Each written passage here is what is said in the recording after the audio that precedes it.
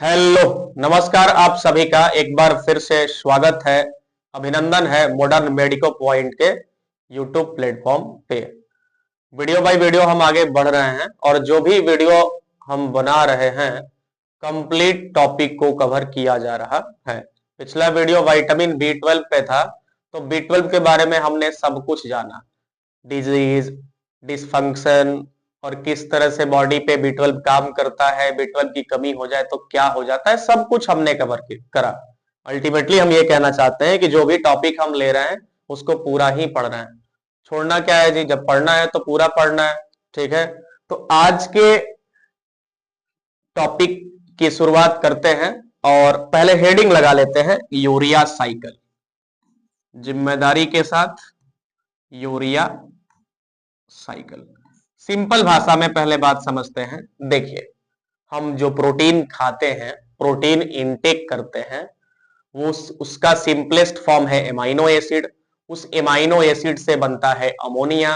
Ammonia convert हो जाता है यूरिया में और यूरिया से यूरिन बन करके बॉडी से बाहर निकल जाता है।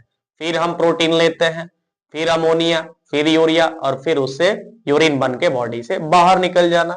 ये प्रोसेस चलते रहता है। सवाल यह है कि क्या अमोनिया से यूरिया बनना जरूरी है और यूरिया से यूरिन बन के बॉडी से बाहर निकलना जरूरी है? इसकी बात हम करेंगे। इसी प्रोसेस को हम यूरिया साइकिल कहते हैं।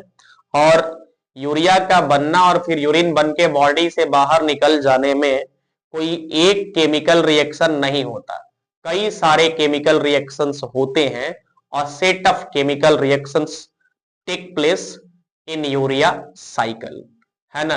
मतलब यूरिया साइकिल में कई केमिकल रिएक्शंस होते हैं, तब जाकर के यूरिन बनता है। तो चर्चा शुरू करते हैं, एक दो बात इसमें लिखते हैं फिर आगे बढ़ेंगे। सबसे पहली बात यूरिया साइकिल के बारे में ये है कि इसे हम ऑर्निथिन साइकिल के नाम से भी जानते हैं। किस नाम से जानते हैं मित्र? Ornithine cycle. तो it is also known as ornithine cycle. It is also known as ornithine cycle.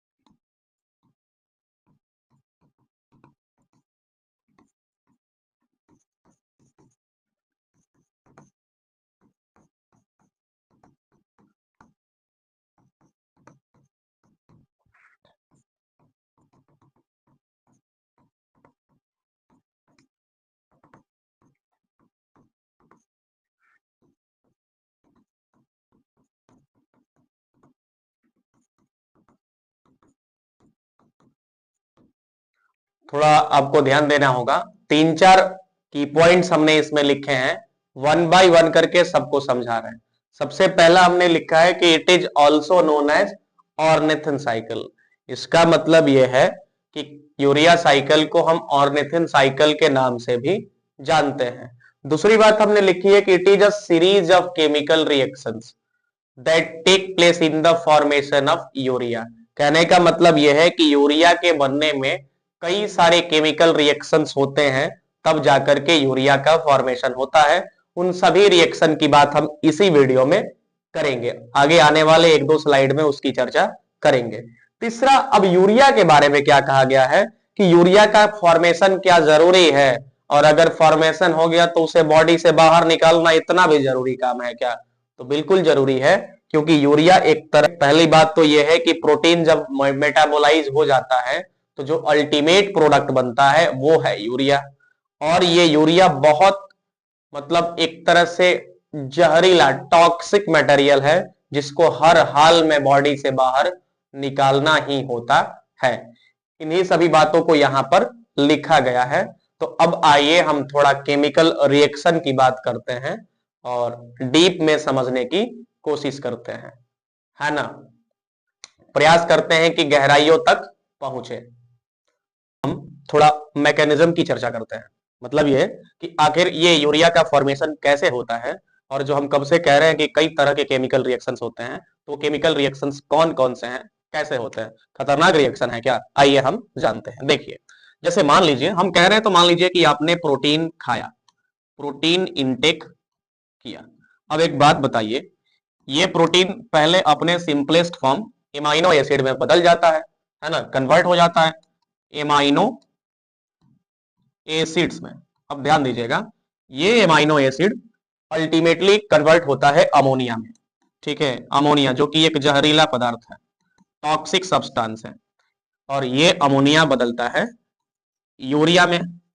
ये यूरिया यूरिन बन करके बॉडी से एक्सक्रेट आउट हो जाता है, बाहर निकल जाता है, यूरिन बन करके बॉडी से एक्सक्रेट आउट हो जाता है, एक्सक्रेटेड आउट लिख देते हैं। अब समझिए, इस अमोनिया से यूरिया बनाने का काम जो होता है वो होता है लिवर में। ठीक है, किसमें, लिवर में, लिवर के सेल्स में, हेपेटोसाइट्स में। ठीक है ना, और इस यूरिया से यूरिन बना करके एक्सक्रीट आउट कराने का काम जो होता है वो होता है किडनी में। ये हो गया लिवर का काम, और ये रहा किडनी का काम। ठीक है, अब हम चूंकि यूरिया साइकिल पढ़ रहे हैं, तो ये तो मोटा मोटा बात हो गया। अब अंदर का केमिकल रिएक्शंस क्या है उसमें भी झांकना पड़ेगा ना। तो आइए अब हम बातचीत केमिकल रिएक्शंस पे करते हैं। इसका स्क्रीनशॉट आप ले लीजिए। देखिए, अमोनिया से यूरिया बनाने की जो जिम्मेदारी होती है, ये होती है किसकी, लीवर की। किसकी, लीवर की। ध्यान से सुनिएगा हमारी बात को। अमोनिया से यूरिया बनाने की जिम्मेदारी लिवर, लिवर के सेल्स में। ये रहा लिवर, ये लिवर के जो सेल्स होते हैं हेपेटोसाइट्स, उसमें ये प्रोसेस सारे केमिकल रिएक्शंस होते हैं। अब सेल्स में भी आगे के कुछ रिएक्शन, यानी शुरुआती कुछ रिएक्शंस, आप मान के चलिए कि सेल्स के माइटोकॉन्ड्रिया में होते हैं, और कुछ रिएक्शन, बचा खुचा रिएक्शन साइटोप्लाज्म में होता है। माइटोकॉन्ड्रिया में, और बचा खुचा रिएक्शन साइटोप्लाज्म में।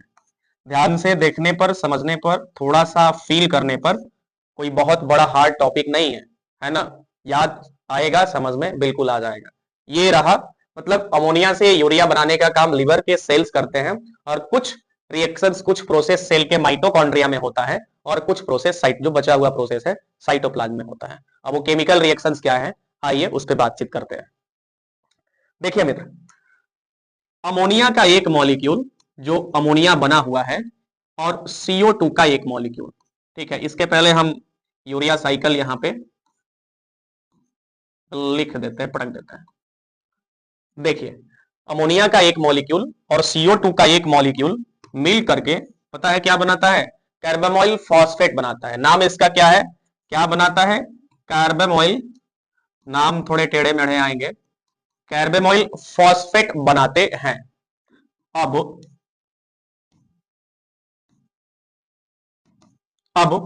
NH3 और CO2 के मिल जाने और उसके बाद कार्बामोइल फॉस्फेट बनाने के लिए जिस एंजाइम की जरूरत होती है उसका नाम है CPS1, carbamoyl phosphate synthase enzyme. यानी ये रिएक्शन CPS के प्रेजेंस में होता है। CPS1, CPS1 को हम कार्बामोइल फॉस्फेट सिंथेज एंजाइम कहते हैं। अब यहां पर ये सारा का सारा प्रोसेस अभी माइटोकॉन्ड्रिया में ही हो रहा है। ठीक है, कहां पे हो रहा है, माइटोकॉन्ड्रिया में। अब देखिए, अब यहां पर इस कार्बामोइल फॉस्फेट के साथ आकर के ऑर्निथिन मिल जाएगा। क्या मिल जाएगा, ऑर्निथिन। अब पूछिए हमसे कि ऑर्निथिन क्या है, तो सारे ऑर्निथिन एमाइनो एसिड है, मतलब नॉन एसेंशियल एमाइनो एसिड है, जिसकी बॉडी में जरूरत नहीं पड़ती है, और दूसरा बॉडी इसका सिंथेसाइजेशन खुद ही कर लेता है। अब इसका सिंथेसाइजेशन क्यों जरूरी है, अभी जब पूरा साइकिल घूम जाएगा ना तो आपको पता चल जाएगा। अब एक बात और सुनिए, ये ऑर्निथिन कार्बामोइल फॉस्फेट के साथ मिलता है, और मिल करके क्या बनाता है, ये मिल करके बनाता है सिट्रुलिन। क्या बनाता है, सिट्रुलिन। सिट्रुलिन भी एमाइनो एसिड ही है, और ये भी नॉन इसेंशियल एमाइनो एसिड है, यानी बॉडी में इसकी भी जरूरत कोई खास काम के लिए तो नहीं है, सिट्रुलिन। देखिए, अब ऑर्निथिन कार्बामोइल फॉस्फेट के साथ मिलकर के सिट्रुलिन तभी बनाएगा जब एंजाइम एक होगा उसका नाम है ऑर्निथिन ट्रांसकार्बोमाइलेज, वो एंजाइम रहेगा, यानी ये प्रोसेस ऑर्निथिन ट्रांसकार्बोमाइलेज के प्रेजेंस में ही हो सकता है। नाम तो थोड़े टेढ़े मेढ़े आएंगे, आ ही रहे हैं। अब देखिए यहां तक का प्रोसेस जो है वो माइटोकॉन्ड्रिया में होता है, इसलिए हम यहां पर एक बाउंड्री लाइन दे देते हैं, यानी ये जो प्रोसेस है, अभी तक जो प्रोसेस हुआ है, ये प्रोसेस माइटोकॉन्ड्रिया में हुआ है, ठीक है ना, ये सारा का सारा प्रोसेस माइटोकॉन्ड्रिया में हुआ है, माइटोकॉन्ड्रिया।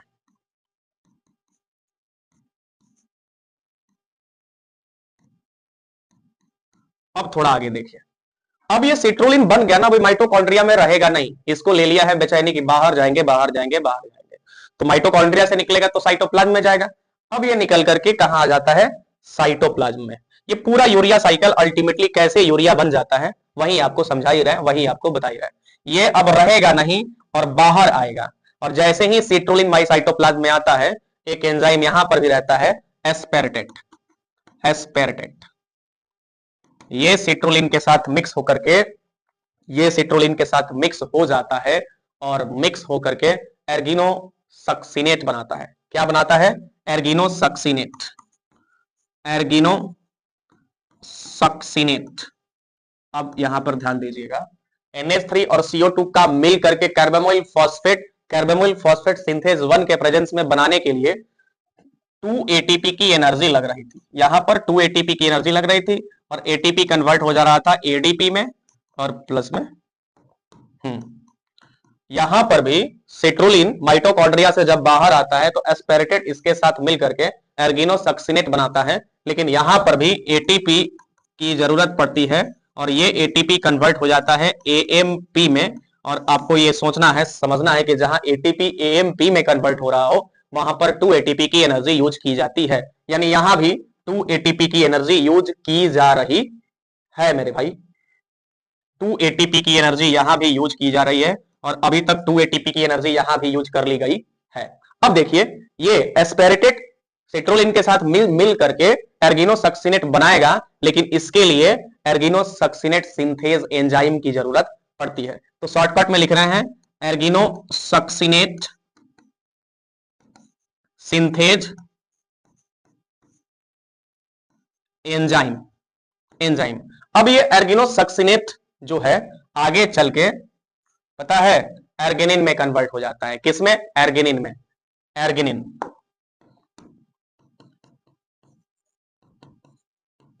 एर्गिनिन में कन्वर्ट हो जाता है, और इसके लिए जिस एंजाइम की जरूरत पड़ती है, यानी एर्गिनोसक्सिनेट एर्गिनेज के प्रेजेंस में, एर्गिनेज के प्रेजेंस में एर्गिनिन बनाता है, और इससे फ्यूमेरेट निकलता है। क्या निकलता है, फ्यूमेरेट, फ्यूमेरेट बाहर निकल जाता है, और अल्टीमेटली ये एर्गिनिन है किसमें कन्वर्ट होता है, यही एर्गिनिन अल्टीमेटली कन्वर्ट होता है फिर से ऑर्निथिन में, और इससे निकलता है यूरिया। क्या निकलता है, यूरिया। और मेरे भाई वही तो शुरू में बताए थे ना कि ऑर्निथिन फिर घूम फिर करके ऑर्निथिन बन जाएगा, और इस यूरिया को यूरिन बना करके बॉडी से क्या कर दिया जाता है, एक्सक्रीट आउट कर दिया जाता है, excreted out, excreted out of the body. तो this is what urea cycle, यही यूरिया साइकिल है पूरा। और आई होप कि मैं समझा पाया हूं आपको और आप समझ पाए होंगे इसको। अब पूरा ये अगर आप फ्लो चार्ट को देख रहे हैं तो एक दो चीज समझना है आपको। अगर आपसे पूछे हम, ठीक है, कई बार बायोकेमिस्ट्री की जो सत्यनारायण वगैरह की बुक आती है उसमें साफ लिखा गया है कि सबसे प्रोमिनेंट रोल किसका है यूरिया साइकिल में, तो कार्बामोइल फॉस्फेट का है, ठीक है ना, कार्बामोइल फॉस्फेट का है। और दूसरा सवाल अगर ये पूछे कि how much ATP of energies is consumed in the formation of urea, तो 4 ATP, 2 ATP यहां और 2 ATP यहां। आगे इस बात को बता देते हैं, ठीक है ना। एक बात याद रखना है कि कार्बामोइल फॉस्फेट है ना, ये क्या है, मेन रोल प्ले करता है, प्रोमिनेंट, प्रोमिनेंट प्रोडक्ट है किसके लिए, यूरिया फॉर्मेशन के लिए। और दूसरा याद रखना है कि 4 ATP of energy is consumed in the formation of urea, energy is consumed in the formation of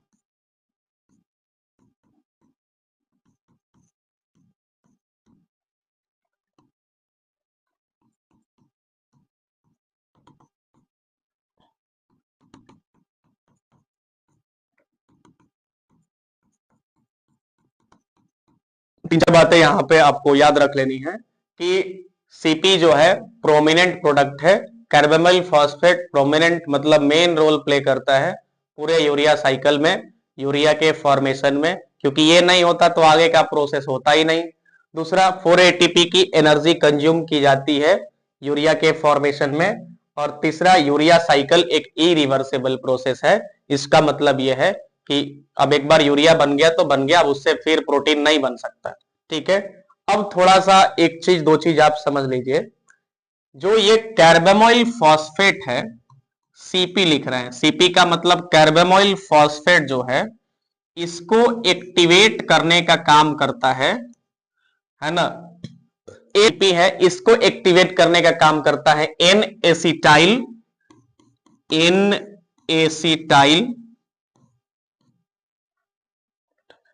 glutamate.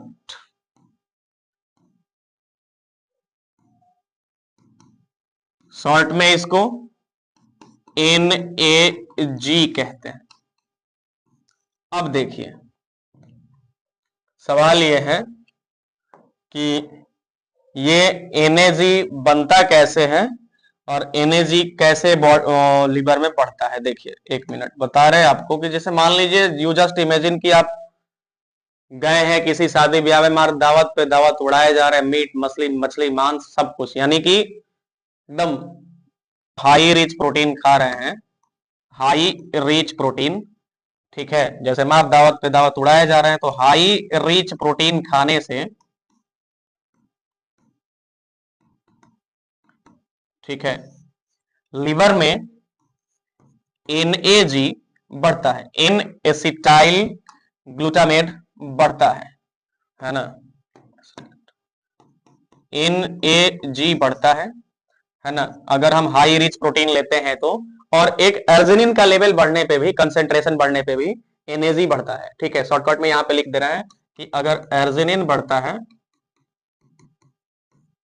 तो इस केस में भी NAG बढ़ता है। अब देखिए, अब NAG का लेवल बढ़ने से, एन एसिटाइल ग्लूटामेट बढ़ने से यूरिया सिंथेसिस बढ़ेगा। यूरिया सिंथेसिस क्या होगा? बढ़ता है, यूरिया सिंथेसिस बढ़ेगा। सवाल यह है कि ये NAG बनता कैसे है, बताते हैं आपको। थोड़ा इस फ्लोचार्ट को समझना है कि यूरिया साइकिल में कार्बामोइल फॉस्फेट का प्रोमिनेंट रोल है और कार्बामोइल फॉस्फेट को एक्टिवेट कौन करता है? एक्टिवेट करता है ये मतलब कौन? तो एन एसिटाइल ग्लूटामेट, NAG बोलते हैं। अब एन एसिटाइल ग्लूटामेट एक्टिवेट कैसे होता है, इसका लेवल कैसे बढ़ता है लिवर में? तो हाई रिच प्रोटीन अगर हम ले रहे हैं तो उसमें NAG बढ़ता है। दूसरा, अर्जिनिन का लेवल बढ़ा हो, कंसेंट्रेशन बढ़ा हो तो भी NAG बढ़ेगा। और ये अगर NAG बढ़ता है तो यूरिया सिंथेसिस बढ़ेगा। NAG का फॉर्मेशन कैसे होता है ना। एक तरह से हम अभी आपको क्या बता रहे हैं, आप ये समझ आइए कि यूरिया रेगुलेशन, यूरिया कैसे रेगुलेट होता है। यूरिया रेगुलेशन, यूरिया साइकिल कह लीजिए, यूरिया साइकिल रेगुलेशन, कब यूरिया ज्यादा बनेगा कब कम बनेगा, ये पूरा पीजी लेवल तक हम कवर कर रहे हैं। किसी भी यूनिवर्सिटी एग्जाम में अगर यूरिया साइकिल से क्वेश्चन पूछेगा तो इससे ज्यादा अब नहीं पूछेगा। NAG बनता है एसिटाइल कोलिन और प्लस ग्लूटामेट से, ग्लूटामेट से। और इसके लिए NAG एन एसिटाइल ग्लूटामेट जो है एसिटाइल कोलिन और ग्लूटामेट से बनता है। और इसके बनने के लिए जिस एंजाइम की जरूरत पड़ती है, दैट एंजाइम इज सिंथेज। वो एंजाइम क्या है? सिंथेज है। और इसके ब्रेकिंग के लिए यानी डिग्रेडिंग के लिए हाइड्रोलेज की जरूरत पड़ती है। तो यूरिया साइकिल पूरा कवर हुआ। अब इसके बाद आई थिंक कि मैंने सब कुछ कवर कर दिया है जो किसी भी कॉम्पिटेटिव एग्जाम में, एम्स नॉर्सेट तक के एग्जाम में, पीजी यूनिवर्सिटी लेवल तक के एग्जाम में इसे ज्यादा नहीं पूछता है। तो अब इस टॉपिक को एंड करते हैं आज यहीं पे, और हम पब्लिक हेल्थ का भी वीडियो बना रहे हैं, जैसे नॉर्मल बीमारियां क्या है, उसके इलाज क्या है, उसमें कौन सी दवाइयां ले सकते हैं, क्या परहेज कर सकते हैं। जैसे पिछला यूरिनरी ट्रैक इन्फेक्शन पे हमने वीडियो डाला था, विटामिन B12, तो उसकी भी सीरीज चलती रहेगी। और कॉम्पिटेटिव एग्जाम के लिए, एग्जाम के पर्पज से ये वीडियो तो बन ही रहा है, और जल्द ही हम 11th 12th नीट भी लेकर के आ रहे हैं, और इसके बाद और भी जितने नर्सिंग कॉम्पिटेटिव एग्जाम है उसके वीडियोस तो आएंगे ही आएंगे, ये तो चैनल ही उसी के लिए है। तो इस वीडियो में इतना ही, हमको इजाजत दीजिए, मिलेंगे अगले वीडियो में एक नए टॉपिक के साथ। धन्यवाद करते हैं।